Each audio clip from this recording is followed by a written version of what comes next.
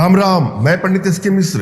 एक ऐसे वृक्ष की जड़ का चूर्ण जिसको आप किसी के भी सर पर या मस्तक पर आप डाल दें, फेंक दें या स्पर्श करा दें तो वह आपके वशीकरण पास में, सम्मोहन पास में, आकर्षण पास में बंध जाएगा या बंध जाएगी।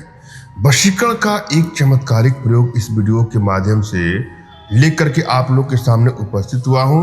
इसमें एक पैसे का खर्च किए बिना हर जगह उपलब्ध एक वृक्ष जिसके जड़ का चूर्ण आप किसी के भी मस्तक पर डाल देंगे, किसी के भी सर पर डाल देंगे या फेंक देंगे या स्पर्श करा देंगे तो वह आपके वशीकरण पास में हमेशा के लिए बन जाएगा। सबसे सरलतम प्रयोगों में से यह एक प्रयोग है और इस प्रयोग के माध्यम से आप किसी को भी अपने बस में कर सकते हैं या बस में कर सकती हैं। जी हाँ, किसी को भी अपने बस में किया जा सकता है इस प्रयोग के माध्यम से। मगर मैं आप लोगों से आग्रह करूंगा, निवेदन करूंगा कि कदापि हमारे द्वारा बताए गए इस प्रकार के प्रयोग का भूल से भी दुरुपयोग न करें। किसी को हानि या क्षति पहुंचाने की नीयत से, ब्लैकमेल करने की नीयत से, किसी को नुकसान या चोट देने की नीयत से अगर आप इसका प्रयोग करते हैं तो नुकसान देर सबेर आपका ही होगा। अतः जब भी आप वशीकरण का प्रयोग करें, अच्छे भाव से, ईमानदारी के साथ करें। अगर आप किसी से प्रेम करते हैं और जाने अनजाने में कुछ टकरार हुआ, कुछ दूरियां बननी शुरू हो गई तो वहां पर इसका प्रयोग करके अपने रिश्तों को बैलेंस किया जा सकता है। या आपके दाम्पत्य जीवन में कड़वाहटें बढ़ती जा रही हैं, लड़ाई झगड़े मनमुटाव बढ़ते जा रहे हैं, बात बात पे संघर्ष का माहौल हो जा रहा है और आपको लगने लगता है कि अब आप लोग का रिश्ता चल ही नहीं पाएगा, या इस तरह की सिचुएशन ना भी हो और आप चाहते हैं कि अपने रिश्तों में प्रगाढ़ता लाएं, प्रगाढ़ता पहले जैसे या पहले से बेहतर प्रगाढ़ता चाहते हैं, इस प्रयोग को आप आजमा के देखिएगा।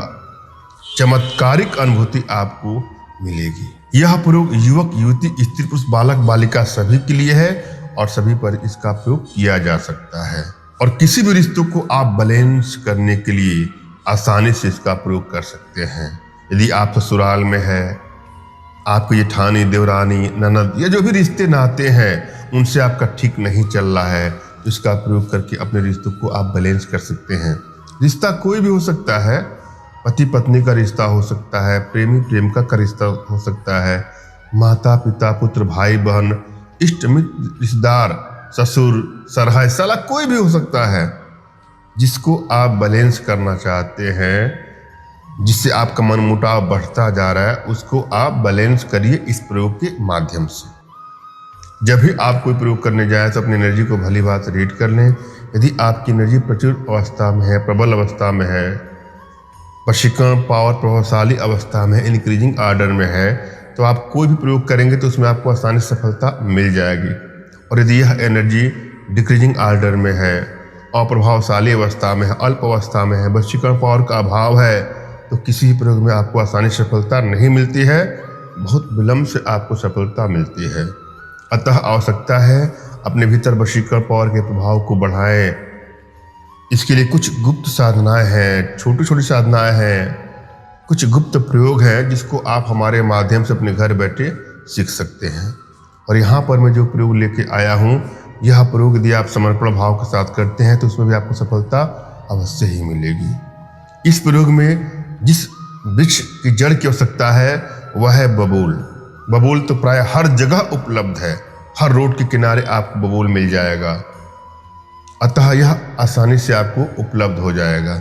आपको बबूल का जड़ लेना है, मगर यह प्रयोग आपको घनिष्ठा नक्षत्र में शनिवार के दिन करना है। शनिवार के दिन घनिष्ठा नक्षत्र कब पड़ता है, आप अपने आसपास के किसी पंडित जी से पूछ लीजिएगा या गूगल में सर्च कर लीजिएगा।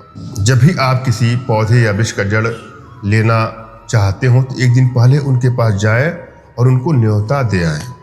आप उनसे हाथ जोड़ करके विनती करिए कि कल मैं सुबह आऊँगा और आपका आशीर्वाद प्राप्त करूँगा, कुछ आपका अंश ले जाऊँगा या ले जाऊँगी वशीकरण कार्य हेतु। कृपया हमको आप उसमें सफलता देने का प्रयास करें और मेरी न्योते को आप स्वीकार कर लें। उसके बाद सुबह जाना है आपको, शनिवार के दिन धनिष्ठा नक्षत्र में आपको जाना है, उनको प्रणाम करना है। जैसे कि सजीव को आप प्रणाम करते हैं वैसे उनको प्रणाम करना है।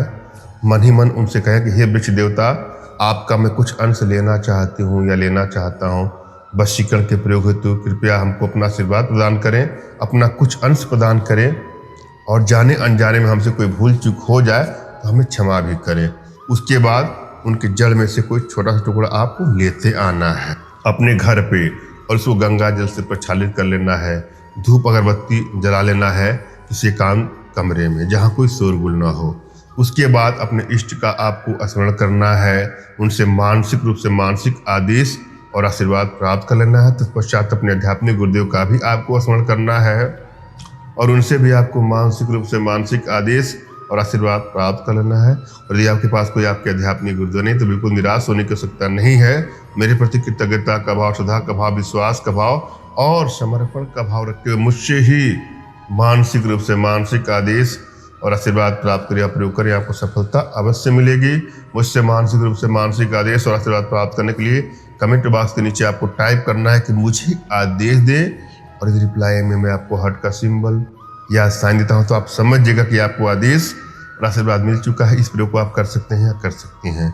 कमेंट बॉक्स में वही लोग कमेंट करें जिन्होंने चैनल को सब्सक्राइब किया है। यदि आप लोगों ने सब्सक्राइब नहीं किया है तो सब्सक्राइब कर लीजिएगा।